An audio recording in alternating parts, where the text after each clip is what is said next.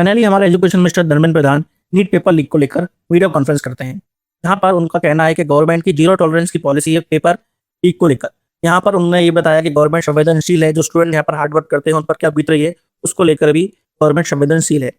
NEET exam को लेकर उन्होंने कुछ और इंपॉर्टेंट बातें सबके सामने रखी। तो 3 मई को पेपर हुआ था इस साल, उसके रिगार्डिंग 7 और 8 मई को एनटीए के पास कंप्लेन आती है कि पेपर लीक हुआ है। एनटीए यहाँ पर इन्वेस्टिगेट करता है, जिसके बाद 11-12 मई को ये बात क्लियर हो जाती है कि जो गैस पेपर व्हाट्सएप पर सर्कुलेट हो रहा था वो कहीं ना कहीं लीक का हिस्सा है और पेपर लीक हुआ है। इसलिए इमीडिएटली 3 तारीख वाले पेपर को रद्द कर दिया जाता है। इंक्वायरी सीबीआई के हाथ में चली जाती है और यहाँ पर ये उम्मीद है कि सीबीआई फेयरली इंक्वायरी करेगी और जो लोग भी इस पेपर लीक के पीछे हैं उनको कड़ी से कड़ी सजा मिलेगी।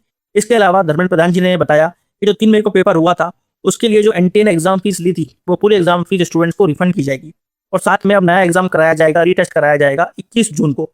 और ये जो 21 जून को एग्जाम कराया जाएगा उसके लिए कोई नई एग्जाम फीस नहीं ली जाएगी।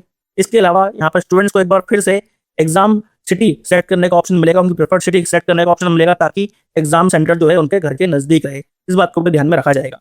इसके अलावा एक और बहुत बड़ा अनाउंसमेंट यहाँ पर एजुकेशन मिनिस्टर ने किया है, वो ये है कि अगले साल से यानी 2027 से जो नीट का एग्जाम होने वाला है वो पेन और पेपर पर नहीं होगा, वो होगा अब कंप्यूटर बेस्ड एग्जाम। यानी कि जिस तरह से जेई होता है, आईटी जेई, उसी तरह से नीट एग्जाम भी अब कंप्यूटर बेस्ड हो जाएगा।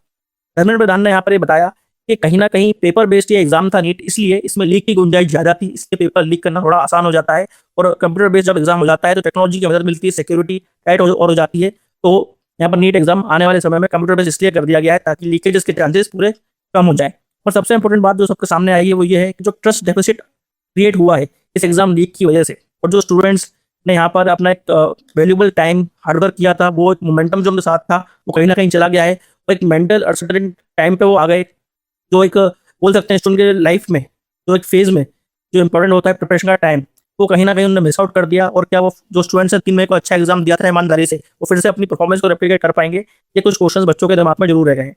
तो कितना ये फेयर है, कितना अनफेयर है, ये अभी भी कहना बहुत डिफिकल्ट है। इसके अलावा यहाँ पर कुछ दुखद घटना भी देखने को मिलती है कि जहाँ पर कुछ स्टूडेंट्स ने यहाँ पर सुसाइड भी किया है। तो इसकी जिम्मेदारी कौन लेगा? इसके लिए इसको गुनहगार ठहराया जाएगा।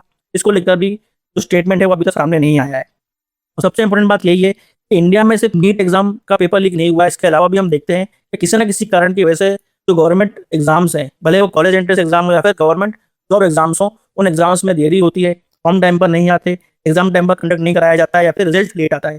तो ये जो सिस्टमेटिक तरीके से जो एग्जाम कंडक्टिंग का प्रोसेस है वो स्मूथ क्यों नहीं है? और अभी तक किसी स्टेट में या किसी ना किसी तरीके से कोई ना कोई एग्जाम में हमको लीक की खबरें सुनने को मिलती हैं। ये कैसे दुरुस्त की जाएगी, इसको लेकर कोई कॉन्क्रीट जवाब अभी भी गवर्नमेंट से नहीं आया है।